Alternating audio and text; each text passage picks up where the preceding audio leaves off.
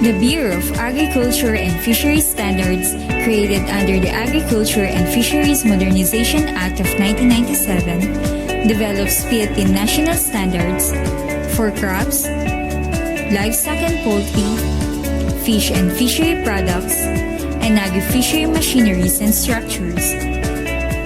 Let us first define a standard.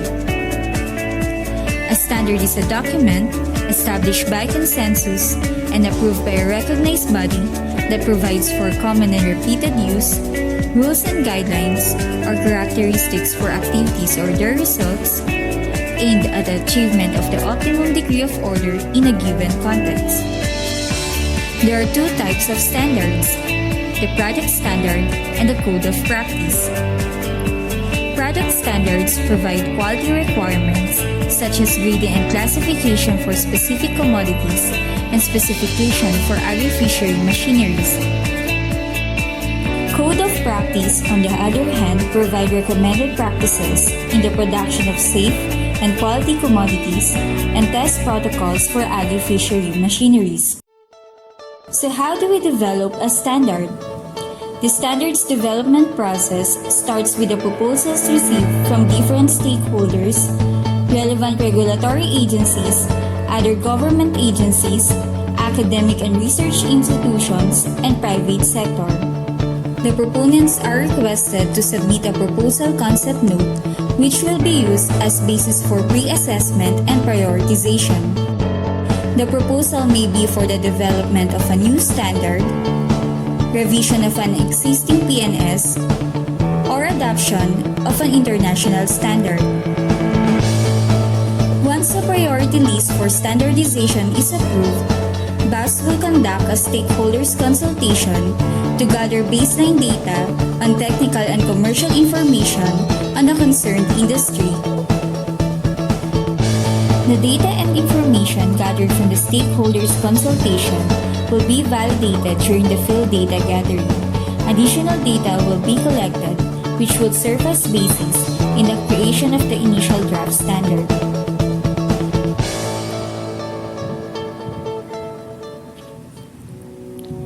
The initial draft standard will undergo an in-house review, which will be attended by the technical personnel from the different divisions of BAFS. The Technical Services Division, Organic Agriculture Division, Laboratory Services Division, Standards Development Division, and the Director.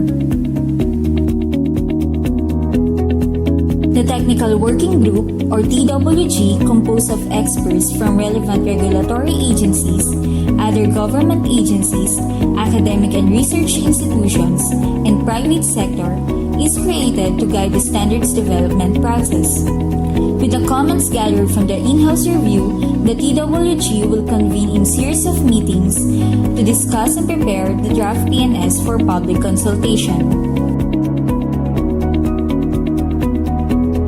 The draft PNS will then be posted at the BAFS website for comments and suggestions for 60 days. After consolidating the comments posted on the website, there will be public consultative meetings which will be attended by relevant stakeholders. These aim to gather comments and suggestions for the improvement of the draft standard. After these steps, the TWG will convene again to finalize the draft PNS, considering the comments gathered during the consultations. The final draft PNS will then be endorsed to the Secretary of Department of Agriculture for approval and to the Department of Trade and Industry, Bureau of Philippine Standards for registration. The journey of standards does not end here. It can be used voluntarily by the stakeholders on their operation and can be adopted as technical regulation by regulatory agencies, thereby contributing in ensuring consumer safety and promote global competitiveness of Philippine agriculture and fishery products.